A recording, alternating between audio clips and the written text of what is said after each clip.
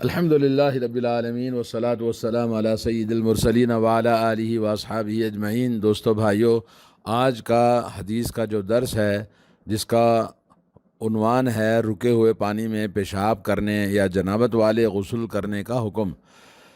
حدیث ہے حضرت ابو ہریرہ رضی اللہ تعالیٰ عنہ سے روایت ہے، عن ابی ہریرہ رضی اللہ تعالیٰ عنہ ان رسول اللہ صلی اللہ علیہ وسلم قال لا يبولن أحدكم في الماء الدائم الذي لا يجري ثم يغتسل فيه، ولمسلم لا يغتسل أحدكم في الماء الدائم وهو جنب، متفق علیہ۔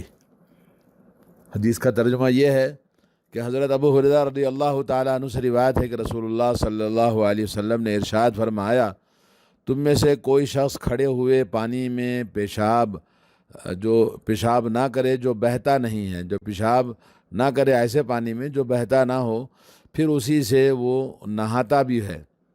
صحیح مسلم کی روایت میں ہے کہ تم میں سے کوئی فرد رکے ہوئے پانی میں غسل نہ کرے اس حال میں کہ وہ پلید یعنی جنابت والا ہو۔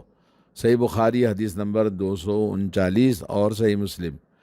اس حدیث میں الفاظ لا یبولن احدکم، جس کا معنی ہے تم میں سے کوئی شخص ہرگز پیشاب نہ کرے۔ الماء الدائم، الماء کے معنی عربی میں پانی کو کہتے ہیں، الدائم رکا ہوا، کھڑے ہوئے پانی میں۔ جی، لا یجری، لا یجری جرا یجری، جرین کے معنی ہے وہ پانی جو بہتا نہ ہو، یا دوڑنے کے معنی بھی آتا ہے، بہنا، دوڑنا، جاری رہنا اردو میں بھی استعمال ہوتا ہے، اس پانی کو کہتے ہیں۔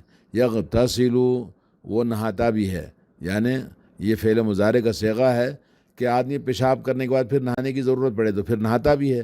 اور وہ جنوب، جنوب کہتے ہیں اس حال میں کہ آدمی پلید ہو جائے، ناپاک ہو جائے، جنابت والا ہو جائے۔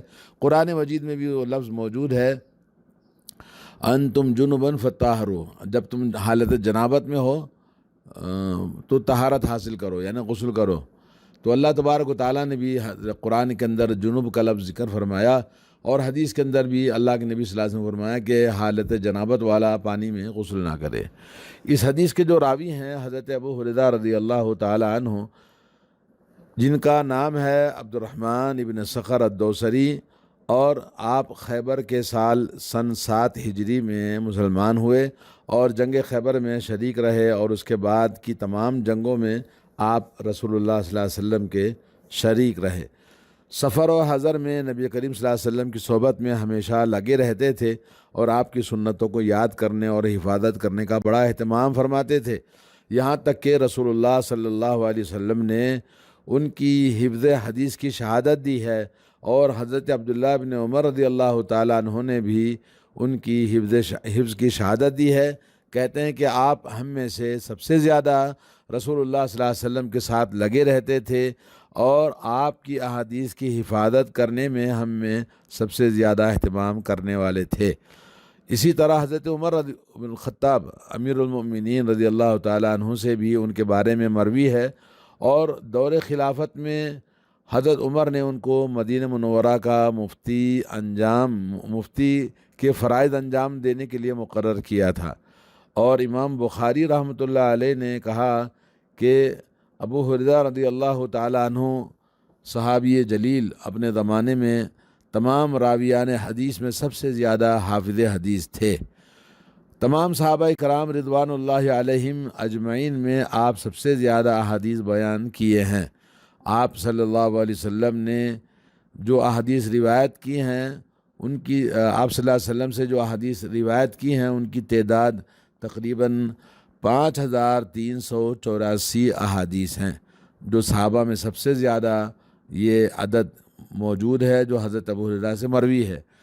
آپ 78 سال کی عمر پائی، اور آپ کی وفات مدینہ منورہ ہی میں ہوئی سن 59 ہجری میں، اور بقیع قبرستان میں مدفون ہیں۔ جیسا کہ آپ کو معلوم ہے کہ بقیع قبرستان میں 10,000 سے زیادہ صحابہ اکرام مدفون ہیں، امہات المؤمنین ہیں، بڑے بڑے جلیل القدر صحابہ اکرام مدفون ہیں۔ وہاں پر کوئی بدعت یا شرک والے کام، عرس، میلہ ٹھیلا، اس طرح کی چیزیں، اللہ تعالیٰ نے ان کی قبروں کی حفاظت فرمائی ہے۔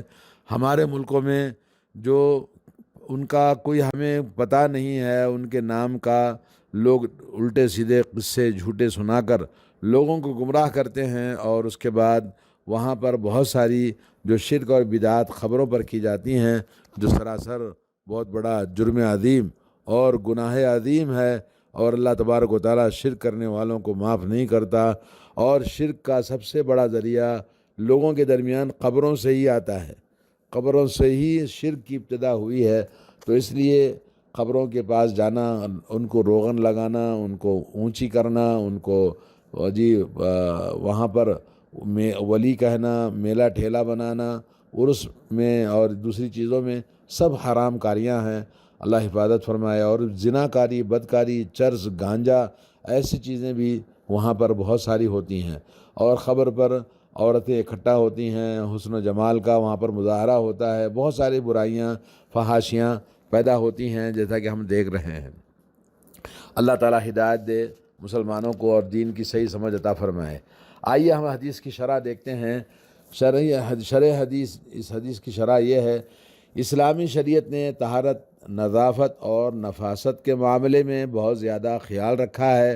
دنیا کا کوئی دین و مذہب ایسا نہیں ہے جس نے اسلام کی طرح پاکیزگی اور طہارت کا حکم دیا ہو، اور پاکی اور طہارت میں نقصان پہنچانے والے اسباب سے اپنے ماننے والوں کو آگاہ کیا ہو، جیسا کہ اس حدیث میں نبی کریم صلی اللہ علیہ وسلم نے رکے ہوئے پانی میں پیشاب کرنے یا جنابت، ناپاکی کی حالت میں غسل کرنے سے بالکل سختی سے منع فرمایا ہے۔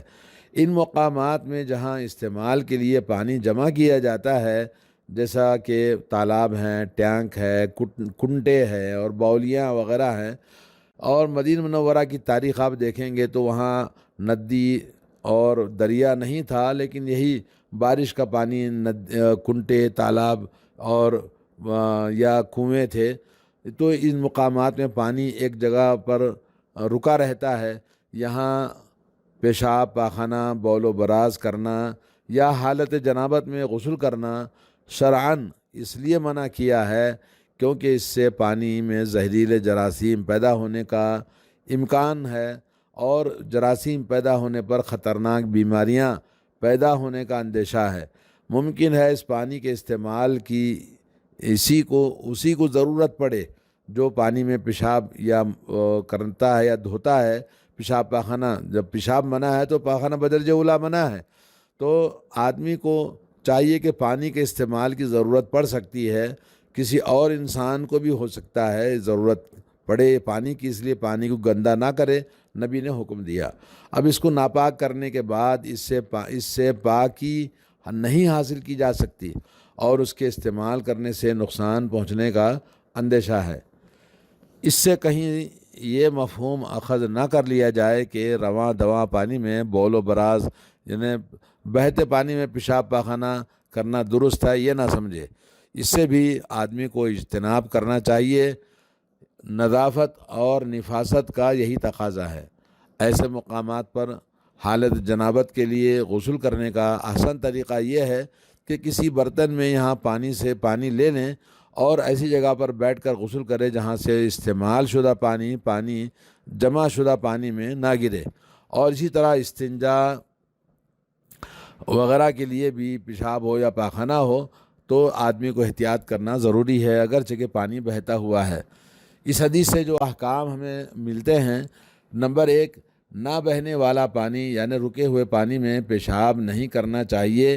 اگر وہ پانی لوگ استعمال کرتے ہوں تو حرام کا حکم ہوگا، اگر استعمال نہ بھی کرتے ہوں تو تب بھی حکم اس کا مکروہ کہا ہے، اور علماء کے درمیان اختلاف رہا ہے اس سلسلے میں، اور پانی کی حلت اور حرمت پر اقوال ہیں علماء کے۔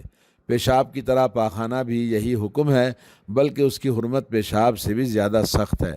نمبر 2، بہتے ہوئے پانی میں پیشاب کیا جا سکتا ہے اس لیے کہ وہ رکتا نہیں ہے، البتہ کوئی شخص پانی میں ہو یا لوگ اس کے استعمال کرتے ہوں تو نفاست و نظافت کا تقاضا ہے کہ اس میں بھی پیشاب اور نجاست وغیرہ نہ کرے۔ نمبر 3، حالت جنابت والا ناپاک انسان نہ بہنے والے پانی میں غوطہ یا ڈبکی لگا کر غسل کرنا جائز نہیں ہے، غسل نہیں کر سکتا، جیسا کہ آج کل سوئمنگ پول ہیں، البتہ وہاں سے پانی لے کر ایک طرف الگ ہو کر نہانے میں کوئی حرج نہیں، یا کسی حمام میں آدمی اپنے آپ کو صاف ستھرا کرے، دھو لے، پھر اس کے بعد غوطہ لگائے تو کوئی بات نہیں ہے۔ جیسا کہ آج کل سوئمنگ پول جہاں بنے ہوئے ہیں، لوگ ناپاک ہو کر اگر غسل کریں گے تو سارا پانی ناپاک اور گندا ہو جائے گا۔ نمبر 4، جاری پانی، بہتا پانی اگر کسی نے پیشاب کر دیا یا کسی جنابت والے نے غسل کر لیا تو وہ پانی ناپاک نہیں ہوگا، البتہ ایسا کرنے سے اجتناب کرنا، پرہیز کرنا نظافت اور نفاست کے اعتبار سے ضروری ہے۔ نمبر 5، مسلمان کو ہر ایسے عمل سے اجتناب کرنا چاہیے جس سے کسی دوسرے مسلمان کو تکلیف پہنچتی ہے، کیونکہ یہاں پر پانی گندا کرنے کی وجہ سے خود کو بھی تکلیف پہنچتی ہے، دوسروں کو بھی تکلیف پہنچتی ہے۔ تو آدمی کو چاہیے، نبی کریم صلی اللہ علیہ وسلم کا یہ فرمان کہ المسلم من سلم المسلمون من لسانہ و یدہ، یعنی کوئی بھی مسلمان کسی مسلمان کو اذیت نہ پہنچائے، نہ کسی ہاتھ کے ذریعے نہ کسی اور طریقے سے، یہی مسلمان ہے۔ تو اگر تکلیف پہنچانا اسلام میں جب اتنا شدت کے ساتھ حرام ہے تو پھر یہ پانی کو گندا کر کے خود کو تکلیف پہنچانا، دوسروں کو تکلیف پہنچانا جائز نہیں۔ اور نمبر 6 ہے، گندگی اور غلاظت کو پھیلانا ناپسندیدہ کام ہے، جس سے ہر مسلمان کو اجتناب کرنا چاہیے، پرہیز کرنا چاہیے۔ جیسا کہ اللہ کے نبی صلی اللہ علیہ وسلم نے فرمایا، اتقوا اللاعنین، دو لعنت کرنے والی جگہوں میں گندگی کرنے سے ڈرو، بچو، احتیاط کرو۔ وہ نمبر 1 ہے کہ درخت سایہ دار ہے تو اس کے نیچے پیشاب پاخانہ نہیں کرنا چاہیے، اور اسی طرح سے لوگوں کا جو عام راستہ ہے، شاہ راہ ہے، تو عام راستے میں بھی پیشاب پاخانہ کرنا منع ہے، کیونکہ لوگ وہاں آئیں گے سایہ کے لیے تو وہاں پیشاب پاخانہ ہوگا تو لعنت کریں گے۔ اسی طرح سے راستے میں چلتے لوگوں کو پیشاب پاخانہ بیچ میں نظر آئے اور پیروں کو لگے گا تو گالیاں دیں گے، لعنت کریں گے ان پر۔ تو اس طرح احتیاط کرنے کی اسلام نے ہمیں حکم دیا ہے۔ نمبر 7، شریعت اسلامیہ کی یہ خوبی اور کمال ہے کہ طہارت کا بہت زیادہ خیال رکھنے کا حکم دیتی ہے، اور نقصان پہنچانے والے اسباب سے اجتناب کا حکم دیتا ہے اسلام۔ اس حدیث میں ظاہری حکم سے کثیر پانی یا قلیل پانی کا حکم واضح نہیں ہے، لیکن جو منع کیا گیا ہے قلیل پانی میں بالکل واضح ہے، کیونکہ وہ جلدی سے متاثر ہوتا ہے۔ اور آپ کو معلوم ہے کہ پانی کے ناپاک ہونے کی 3 شرطیں نبی علیہ الصلوۃ والسلام سے ثابت ہیں۔ نمبر 1، پانی کا اصلاً اس کے مزاج میں کوئی رنگ نہیں ہوتا ہے، لیکن پانی کا رنگ بدل جائے، نمبر 1۔ نمبر 2، پانی کے اندر بدبو آ جائے، اس کا بو ختم ہو جائے، اس کی بو یعنی چینج ہو جائے، اور نمبر 3، اس کا پانی کا کلر چینج ہو جائے۔ تو یہ 3 چیزوں سے پانی گندا ہو جاتا ہے۔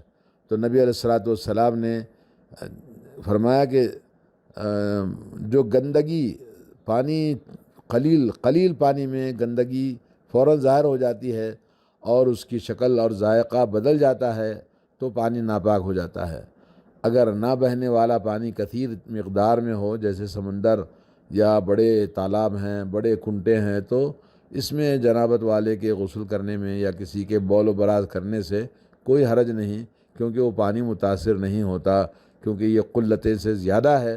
البتہ یہ کہ اس میں بھی احتیاط کرنا چاہیے، جو پانی رکا ہوا ہے تو باہر کر لے، آدمی کوئی حرج نہیں سوائے سمندر کے۔ تو یہ ہے آج کا حدیث کا درس جو آپ کے سامنے سنایا گیا۔ اللہ تعالی ہم سب کو سنت نبی علیہ الصلوۃ والسلام پر عمل کرتے ہوئے طہارت کا، نظافت کا، پاکی صفائی کا اہتمام کرنے کی توفیق عطا فرمائے۔ وصلی اللہ علی نبینا محمد وعلی آلہ واصحابہ اجمعین۔